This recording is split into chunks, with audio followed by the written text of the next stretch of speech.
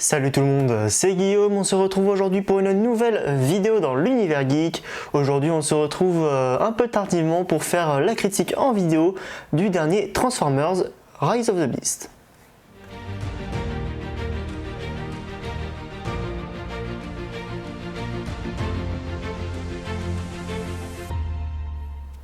En effet, on va parler un petit peu du film Transformers, du dernier film Transformers qui est sorti il y a maintenant quelques semaines.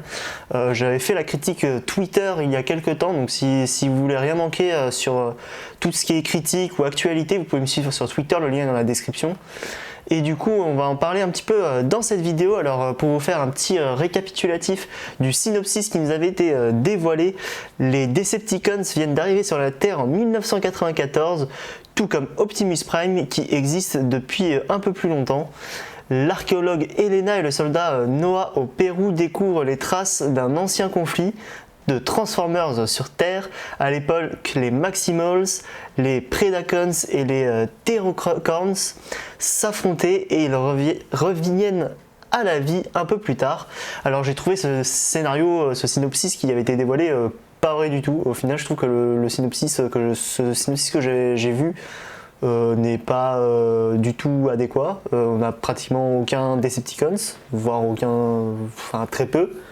Enfin, si, mes grands méchants sont des Decepticons. Enfin, ils travaillent pour Unicron. Mais bon, j'ai trouvé quand même ce synopsis assez moyen. Mais le film était en tout cas plutôt bon. On va faire comme d'habitude. Du coup, je vais vous dévoiler mes points positifs, mes points négatifs, faire une petite conclusion. Donc, on va commencer donc par les points positifs du film. Et on va commencer tout de suite par les effets spéciaux que j'ai trouvé plutôt bons. J'avais un petit peu peur au vu des bandes annonces. En termes de robots, j'avais pas trop peur là-dessus. J'avais un peu peur du design d'Optimus, etc. Mais au final, ça c'était plutôt bon. Je l'ai pas mis ni dans les points positifs ni dans les points négatifs, le design des personnages. Mais au final, parce qu'ils étaient corrects. Je m'attendais à que ça me dérange un peu plus dans le film. Mais finalement c'était plutôt bon, voilà, sans plus. Surtout celui d'Optimus qui m'avait un peu perturbé dans les bandes annonces. Mais les effets spéciaux sont vraiment bons. Il y avait quelques images dans les trailers qui n'étaient pas extraordinaires en termes d'effets spéciaux. Je pense notamment à une image où on voit Elena au-dessus de la lave ou une image où on voit Optimus de dos avec un faisceau lumineux dans le ciel. Finalement, effectivement, ces deux images restaient un petit peu bancales dans le film en termes d'effets spéciaux, mais elles sont vraiment anecdotiques. C'est vraiment 4-5 légers moments peut-être dans le film où effectivement les effets spéciaux sont un peu en dessous, mais sinon la majorité du temps dans le film les effets spéciaux sont très très bons. Unicron, bien qu'on le voie assez peu finalement dans le film, est vraiment super bien fait et vraiment un niveau de détail extraordinaire et un niveau de réalisme incroyable. J'ai vraiment kiffé toutes les scènes où on voit Unicron, que ce soit de l'extérieur ou de l'intérieur. Toutes les scènes de transformation ou de combat sont très très bonnes en termes d'effets spéciaux. Franchement, rien à dire. Agréablement surpris. Je m'attendais à ce que ce soit un peu moins bon que ça et finalement c'était une vraie bonne surprise à ce niveau-là. En deuxième point positif que je voulais aborder, c'était du coup les méchants. Donc Scourge et Unicron. En commençant par Unicron, vu que j'ai commencé un peu à l'aborder, on le voit très peu dans le film au final. Je pensais que ça allait être vraiment lui le méchant principal du film, qu'il allait rapidement aller sur Terre, etc. Au final, on l'a un petit peu moins utilisé, un peu à l'image de Thanos du côté de Marvel qui a envoyé des sbires récupérer les pierres de l'infini. Là, Scourge, c'est un peu le même principe. Unicron l'envoie récupérer je sais plus quoi sur Terre. Une clé, la clé de quelque chose sur Terre, qui pourrait permettre à Unicron du coup de se rebalader dans l'univers pour manger toutes les planètes. Et au final, du coup, un peu déçu forcément qu'on ne le voit pas beaucoup, mais ça reste, comme je l'ai dit, visuellement une claque, Unicron. Et je pense que ça peut être un super antagoniste pour des potentielles suites. Je pense que c'est l'objectif du studio de capitaliser sur ce film et de continuer son histoire. Et Scourge est honnêtement un très bon film, un très bon méchant sur les 3 premiers, enfin sur tout le film en termes de charisme, de prestance, etc. Tout ça, j'ai trouvé ça vraiment bon. Mais en termes de puissance, vraiment super bien sur la moitié, voire 3/4 du film, où on sent qu'il est vraiment craint, qu'il est vraiment au-dessus du lot, que ce soit des Maximals, d'Optimus, de tout le monde. Et au final, à la bataille finale, pendant la bataille finale, Optimus et Noah du coup arrivent à combler ce cap de puissance d'un seul coup. J'ai trouvé ça un petit peu facile là sur ce coup-là. Je trouve ça un petit peu dommage que Scourge, qui nous a été vendu et teasé et montré comme un ennemi puissant, presque imbattable, qui d'un coup en claquement de doigts pour la bataille finale, faut bien que les gentils gagnent. Du coup ils le battent. J'ai trouvé ça un petit peu dommage, mais honnêtement, le 3/4 du film, c'est vraiment un banger, ce méchant. Donc vraiment bien réussi de ce côté-là. Ensuite, j'en ai un petit peu parlé en termes d'effets spéciaux pour les scènes d'action, les scènes de guerre, les scènes de combat. En termes d'effets spéciaux, donc, ils sont très réussis. Et aussi en termes de chorégraphie qui sont vraiment très bonnes. Pas grand chose de plus à ajouter, honnêtement. La bataille finale est très bien, les petites batailles par-ci par-là qu'on voit sont très très bonnes. La bataille au début aussi dans le musée où il récupère une partie de la clé, justement, très bien aussi. Voilà, je dirais que c'est pas les meilleures scènes de combat de la franchise. Je pense que c'est pas non plus là-dessus en fait qui capitalise sur ce reboot. Forcément du côté du Bayverse, c'était vraiment le truc phare, les grosses scènes de combat, les grosses scènes de guerre et des explosions de partout. Donc forcément c'est un peu moins bien que ce qui avait été fait du côté du Bayverse dans les scènes d'action, mais un peu pareil que pour les effets spéciaux, que pour les designs des personnages. Je m'attendais à un truc vraiment moyen du côté des scènes d'action, et au final plutôt agréablement surpris. Franchement là ça passe vraiment bien. Les scènes d'action sont vraiment bonnes, donc plutôt un bon point positif de ce côté-là. Et enfin du coup le développement des personnages principaux que j'ai vraiment bien aimé. Encore une fois le scénario reste classique, un peu comme pour Scourge où comme beaucoup de méchants dans l'histoire du cinéma, ils sont énormes sur la première moitié du film et à la fin il y a une différence de gap de puissance, tu sais pas comment.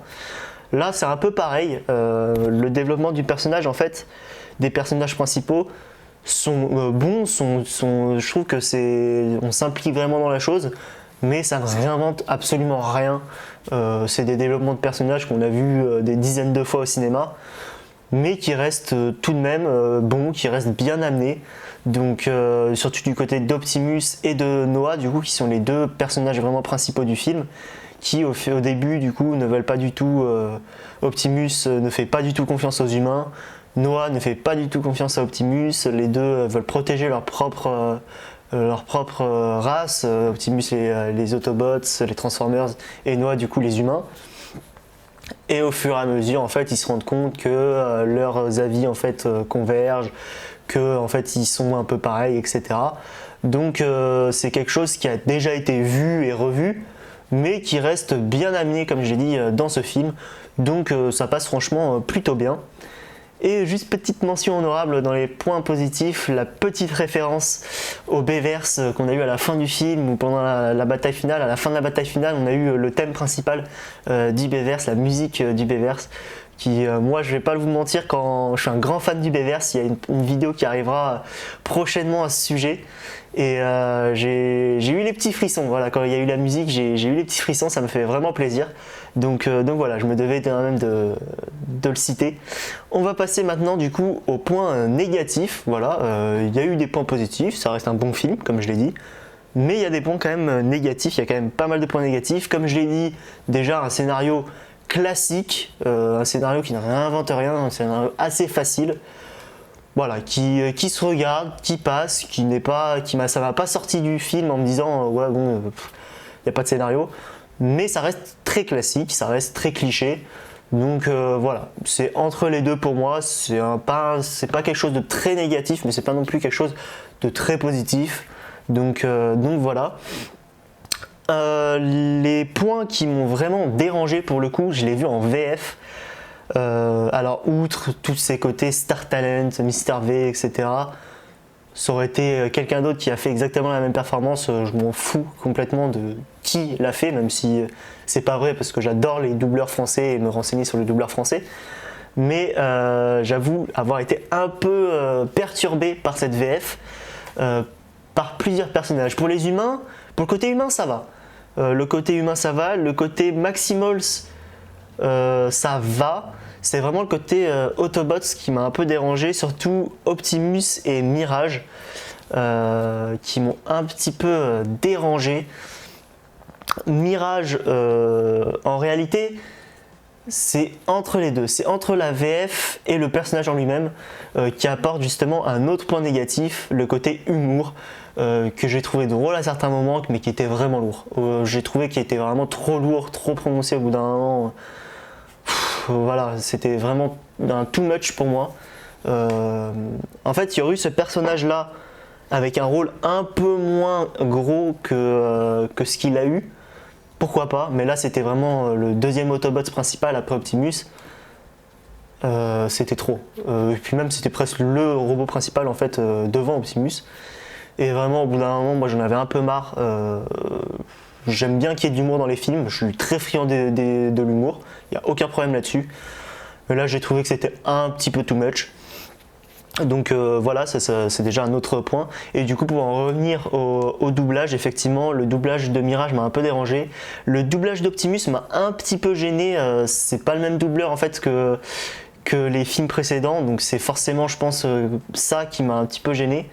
Mais voilà, sinon Scourge était plutôt bon, Unicron était plutôt bon, les Maximals c'était plutôt bon, sauf peut-être, j'ai oublié son nom, l'Aigle que j'ai trouvé un peu moyen, mais sinon globalement c'était correct, mais le problème c'est que les trois, l'Aigle des Maximals, je sais plus comment il s'appelle, Mirage et Optimus, c'est peut-être les trois qu'on voit le plus dans le film. Les trois robots qu'on voit le plus dans le film, donc forcément ça m'a un peu dérangé. Et enfin du coup pour un dernier point négatif dans cette vidéo, c'est du côté des Maximals que j'ai trouvé au final vraiment en retrait. On les voit au dernier tiers en fait vraiment du film.